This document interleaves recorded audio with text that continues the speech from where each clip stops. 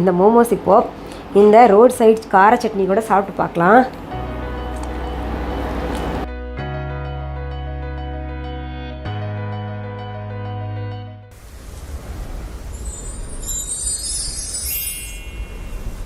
Anitha Kuppusamy Viha YouTube channel அன்பர்கள் அனைவருக்குமே அன்பான வணக்கம். நம்முடைய யூடியூப் சேனலில் தொடர்ந்து பல செய்திகளை பார்த்துக்கிட்டு வரோம். நம்ம யூடியூப் சேனலில் ஆன்மீக செய்திகள், வாழ்க்கைக்கு தேவையான செய்திகள், நிறைய டிப்ஸ், அப்புறம் சமையல் குறிப்புகள், அதாவது சமையலும் செய்து காமிக்கிறேன். இன்றைக்கு சமையல் அறையில் நிற்கிற காரணத்தினால உங்களுக்கு கிடையாதுங்க, சிறிய குழந்தைகள் முதல் பெரியவர்கள் வரைக்கும் அனைவருக்குமே பிடித்தமான ஒரு டிஷ்ஷு செய்து காமிக்க போகிறேன். இது பார்த்திங்கன்னா பெரியவங்களை காட்டிலும் சின்ன குழந்தைங்க ஹோட்டலுக்கு போனாலே மெனு கார்டு கொடுத்தாங்கன்னா அதில் இதுதான் வேணும் அப்படிம்பாங்க. அப்படி என்ன சீக்ரெட் அப்படின்னு கேட்டிங்கன்னா, மோமோஸ் செய்து காமிக்க போகிறீங்க. மோமோஸ் நிறைய பேர் செய்ததை பார்த்துட்டோம். நீங்கள் என்ன புதுசாக செய்ய போகிறீங்க அப்படின்னு பார்த்தீங்கன்னா கொஞ்சம் வெயிட் பண்ணி பாருங்கள். மைதா இல்லாமல் மோமோஸ் செய்ய போகிறோம். அதற்கு முன்பாக இன்றைக்கு பிறந்தநாள் மற்றும் திருமண நாள் காண இருக்கின்ற அனைவருக்குமே என்னுடைய வாழ்த்துகள். உங்களுடைய வாழ்க்கையில் நீங்கள் அனைத்து நலங்களும் வளங்களும் கிடைக்கப்பெற்று நீடூழி வாழணும்னு நான் இறைவன் கிட்ட பிரார்த்திக்கிறேன். இந்த காணொலியை காண்கின்ற அனைவருக்குமே இந்த நாள் இனிய நாளாக அமையட்டும். மோமோஸ் செய்யறதுக்கு டைரெக்டாக நம்ம போயிடலாம். அதற்கு தேவையான பொருள்கள் என்னென்ன என்பது நான் டிஸ்கிரிப்ஷன் பாக்ஸ்லையும் எழுதி போடுறேன், இந்த வீடியோலையும் உங்களுக்கு கொடுக்குறேன். சரி, முதல்ல நான் சொல்கிறது, இந்த மோமோ செய்யறதுக்கு இட்லி பானையில் தண்ணி ஊற்றி நம்ம இட்லி எப்படி வேக வைப்போமோ அந்த மாதிரி பாருங்கள். இட்லி பானையில் கீழே தண்ணி ஊற்றி ஒரு தட்டு வச்சு சூடாகிறதுக்கு வச்சுருக்கேன். மோமோஸ் வேக வைக்கணும் இல்லையா, அதனால் இதை வச்சுக்கலாம். அடுத்தது ஒரு கடாய் வச்சுக்கோங்க, அது சூடாகிக்கிட்டு இருக்கட்டும். அதுக்கு தேவையான பொருள்கள் பார்த்திங்கன்னா, இன்றைக்கி காய்கறிகளை வச்சு நான் மோமோஸ் செய்ய போகிறேன். கல்லக்கோஸ், அதாவது பர்பிள் நிறத்தில் இருக்கக்கூடிய முட்டைக்கோஸ், இதுதான் வச்சு செய்யணுமா அப்படின்னு கேட்டிங்கன்னா கிடையாது. எனக்கு கிடைச்சது, அதனால் இந்த கல்லக்கோஸ் வச்சு செய்கிறேன். சாதாரண முட்டைக்கோஸ் எடுத்துக்கோங்க. பீன்ஸ் பொடி பொடியாக நறுக்கிக்கோங்க. கேரட் பொடி பொடியாக நறுக்கிக்கோங்க. பூண்டு சின்னதாக பொடி பொடியாக நறுக்கி வச்சுக்கோங்க.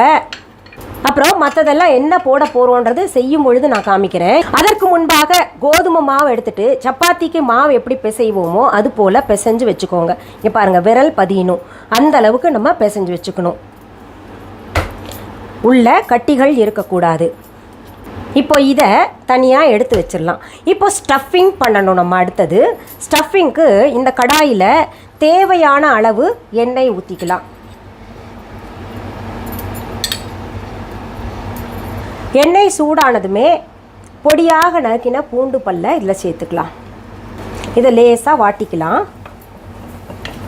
அங்கே பூண்டு வதக்கிற வரைக்கும், அதாவது பச்சை வாசனை போகணும், அதுக்குள்ளே நம்ம என்ன பண்ணலாம், மாவு தொட்டு இந்த சப்பாத்தி மாவை உருட்டிக்கலாம். நல்லா பெருசாகவே உருட்டிக்கோங்க. அதற்கு பிறகு நம்ம இதில் ரவுண்டாக கட் பண்ணி எடுத்துக்கலாம். இப்படி பெருசாக உருட்டின பின்னாடி இப்படி ஒரு கிண்ணம் எடுத்துக்கோங்க. இதை வச்சு ரவுண்டாக கட் பண்ணிக்கோங்க.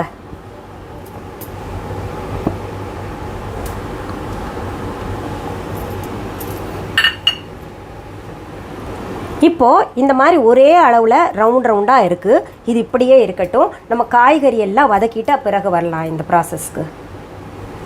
இப்போது பூண்டு பச்சை வாசனை போயிடுச்சு, அதனுடைய நிறமும் மாறி இருக்குது பாருங்கள். அதில் கேரட் போட்டுக்கோங்க. அடுத்தது பீன்ஸ் போட்டுக்கலாம். இது ரெண்டையும் கொஞ்சம் வதக்கலாம். இந்த ரெண்டு காய்கறிகளுமே பாதி வதக்கின பின்னாடி, அதாவது பாதி வதக்கும் போதே வெந்துடும். அதற்கு பிறகு நம்ம இந்த முட்டைக்கோஸை சேர்த்துக்கலாம். இது கலர்ஃபுல்லாக இருக்குங்கிறதுக்காக இந்த நிறத்தை நான் எடுத்தேன், கிடச்சிது அதனால். இது இல்லைன்னா இதுக்கு ஆப்ஷனாக நீங்கள் வேறு இந்த காலிஃப்ளவர் அந்த மாதிரி சேர்த்துக்கோங்க. இப்போ நம்ம தேவையான அளவு உப்பு சேர்க்கணும்.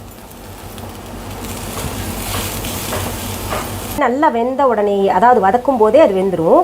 அதில் நம்ம சில்லி சாஸ் சேர்த்துக்கலாம். அதை போட்டு நல்லா பெரட்டிக்கோங்க.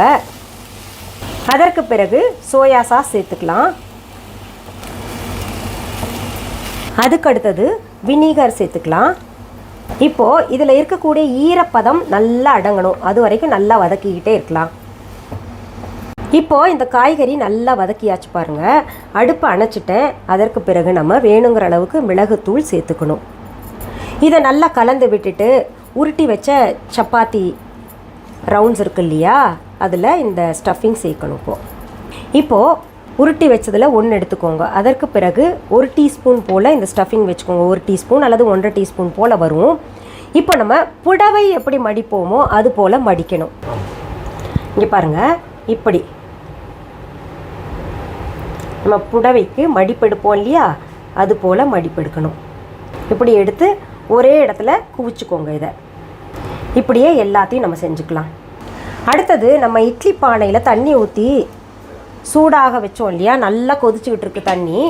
அடுத்தது இட்லி பானையில் நம்ம இப்படி மோமோஸ் பிடிச்சி வச்சுருக்கோம் இல்லையா, இதை வேக வைக்க வச்சிடலாம். மூடி போட்டு நம்ம இட்லி எப்படி வேக வைக்கிறோமோ அது போல் வேக வச்சு எடுத்துக்கலாம்.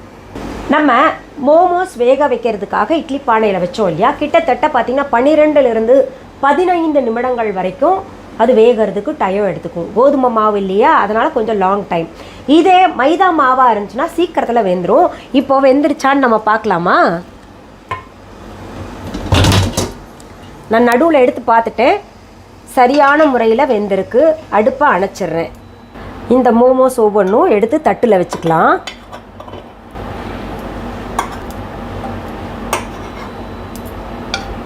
இப்போது மோமோஸ் பாருங்கள் சூப்பராக தயாராகிருச்சு.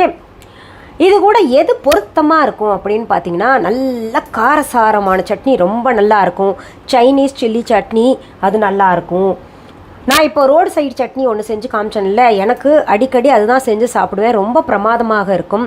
இல்லைன்னா வெறும் சில்லி சட்னி செஞ்சு சாப்பிடுங்க, ரொம்ப பிரமாதமாக இருக்கும். இப்போது இது சூடாக இருக்குது, இருந்தால் கூட பரவாயில்ல, ஆறுனதாக எடுத்து சாப்பிட்டு பார்த்துட்டு சொல்கிறேன். இது எங்கள் வீட்டில் மேகாவுக்கு ரொம்ப ஃபேவரேட்டுங்க. வீட்டில் இருந்தாலும் சரி அடிக்கடி மோமோஸ் செய்ய சொல்லுவாங்க. ஹோட்டலுக்கு போனால் கூட மெனு கார்டை பார்த்துட்டு எனக்கு மோமோஸ் தான், பார்க்கவே மாட்டாங்க கார்டை, மோமோஸ் தான் வேணும் அப்படின்னு சொல்லிடுவாங்க. மேகாவுக்கு ரொம்ப பிடிக்கிற காரணத்தினால நாங்கள் எங்கள் வீட்டில் அடிக்கடி மோமோஸ் செய்வோம்.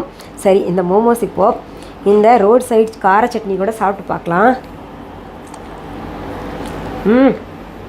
அதாவது மைதா மாவை விட கோதுமை மாவில் செஞ்சு சாப்பிட்டு பாருங்கள். மோமோஸ் ரொம்ப சுவையாக இருக்கும், உடலுக்கும் ரொம்ப நல்லது.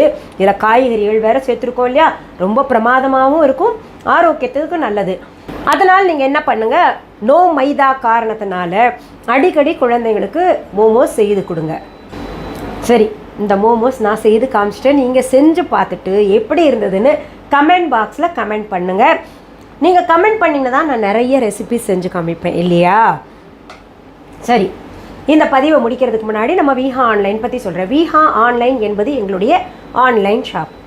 இது வரைக்கும் யாராவது விஹா ஆன்லைன் ஷாப்பிங் ஆப்பை டவுன்லோட் பண்ணலைன்னா உடனே டவுன்லோட் பண்ணிக்கோங்க. எங்கே போய் டவுன்லோட் பண்ணணும் அப்படின்னு கேட்டிங்கன்னா, ப்ளே ஸ்டோர், ஆப் ஸ்டோர் போங்க. விஹா ஆன்லைன் அப்படின்னு தம்ப்நெயிலில் கொடுக்கப்பட்ட ஸ்பெல்லிங்கை பார்த்துட்டு நீங்கள் டெக்ஸ்ட் பண்ணுங்கள். அங்கே விஹா ஆன்லைன் அப்படின்னு ஷாப்பிங் ஆப் காமிக்கும். இல்லைன்னா டிஸ்கிரிப்ஷன் பாக்ஸில் லிங்க் கொடுத்துருப்போம், அதை பார்த்து கூட நீங்கள் டவுன்லோட் பண்ணிக்கலாம். இது தவிர viha.online என்கின்ற இ-காமர்ஸ் வெப்சைட்டும் நாங்கள் வச்சுருக்கோம். சரிங்க, பொருள்கள் நேரில் பார்த்து வாங்கணும், என்ன பண்ணணும் அப்படின்னு கேட்டிங்கன்னா, எங்களுடைய விஹா ஷாப்புக்கு வாங்க. அது எங்கே இருக்குன்னா, சென்னை ராஜா அண்ணாமலைபுரத்தில் இருக்குது. அதற்கான ஃபோன் அட்ரஸ் அனைத்துமே viha.online இ-காமர்ஸ் வெப்சைட்லேயும் கொடுக்கப்பட்டிருக்கு, விஹா ஆன்லைன் ஷாப்பிங் ஆப்லேயும் கொடுக்கப்பட்டிருக்கு. கூகுள் மேப்ஸில் விஹா ஆன்லைன் அப்படின்னு டெக்ஸ்ட் பண்ணாலே அதற்கான அட்ரஸ் அழகாக டைரக்ட் பண்ணி கொண்டு வந்து விட்டுரும். எங்களுடைய விஹா ஷாப்கான கிளைகள் வேறு எங்கேயுமே கிடையாதுங்க, அதில் ரொம்ப ஜாக்கிரதையாகிருங்க.